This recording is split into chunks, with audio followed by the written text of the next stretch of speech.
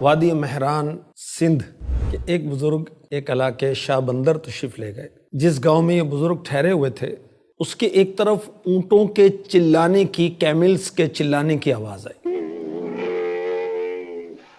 اس بزرگ نے پوچھا اونٹ کیوں بلبلا رہے ہیں، کیوں چلا رہے ہیں؟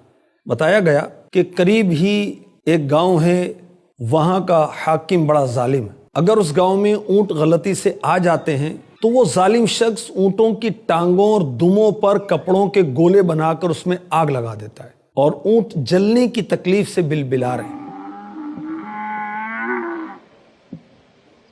جب اونٹ بلبلاتے ہیں تو وہ ظالم شخص خوش ہوتا ہے۔ بزرگ کو یہ بات سن کر بڑا دکھ ہوا، اونٹوں پر رحم آیا۔ انہوں نے ایک شعر پڑھا، اس کا مطلب یہ تھا کہ یہ محل غارت ہوں، اونٹوں کے خیمے آباد ہوں، شتر بانوں کے خیمے آباد ہوں، میں اونٹنیوں کے دودھ کو کبھی نہیں بھول سکتا۔ شتربان یعنی اونٹ والے ہمیشہ آباد رہیں اور ظالم دودھ کو ترسے۔ کہا بیٹو جاؤ، کچھ دن کے بعد یہ ظالموں کے محل ویران ہوں گے، اونٹوں کے بیٹھنے کی جگہ بنیں گے۔ کچھ ہی دن نہ گزرے تھے، جو بزرگ نے کہا وہی ہوا، ظالموں کا گاؤں ویران ہو گیا اور وہ گاؤں اونٹوں کی بیٹھنے کی جگہ بنا۔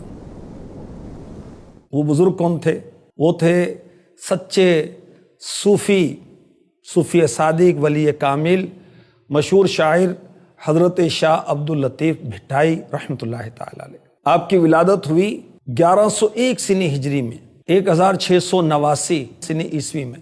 آپ کے والد کا نام سید حبیب شاہ رحمۃ اللہ تعالی علیہ، علاقے کے بڑے بزرگ تھے۔ آپ کاظمی سید ہیں اور آپ کا سلسلہ جو ہے مولا مشکل کشا کرم اللہ تعالی وجہہ الکریم سے ملتا ہے۔ دینی تعلیم بھٹ شاہ سے قریب ہی ایک گاؤں میں آپ نے حاصل کی۔ علم عرفان کے پیکر، ہر وقت اللہ کی یاد میں مست و محو رہتے تھے۔ آپ کی عمر جب 26 سال کی ہوئی تو آپ نے مخلوق سے کنارہ کشی اختیار کر کے ریت کے ایک ڈھیر پر قیام کیا۔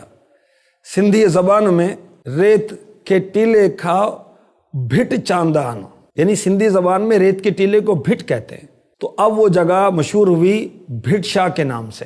آپ نے وہاں پر 43 سال قیام کیا۔ آپ کا ساز و سامان کیا تھا؟ 2 پیالے، ایک اسٹک، ایک چھڑی۔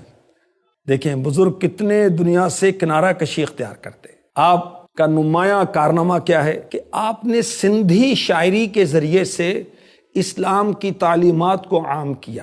آپ نے امن و محبت کا پیغام دیا، انسان دوستی کا پیغام دیا، غریبوں کے درد کی عکاسی کی، آپ نے تصوف کو بیان کیا۔ آپ کی شاعری میں ہے فیضان قرآن، آپ کی شاعری میں ہے فیضان مثنوی مولائے روم، اور آپ کی شاعری کو قومی ورثہ کہا جاتا ہے۔ سندھ بھر میں آپ کی شاعری مشہور ہے، بلکہ آپ کی شاعری دنیا بھر میں مشہور ہے۔ آپ کے مجموعہ کلام کو شاہ شاہ کا رسالہ کہا جاتا ہے۔ آپ کا وصال ہوا 1165 سنی ہجری میں، 1755 سنی عیسوی میں۔ عمر کتنی پائی؟ 63 ایئرز، 63 سال۔ 14 صفر المظفر کو بھٹ شاہ سندھ میں آپ کا عرس مبارک منایا جاتا ہے۔ اللہ پاک کی ان پر رحمت ہو اور ان کے صدقے ہماری بے حساب مغفرت ہو، آمین۔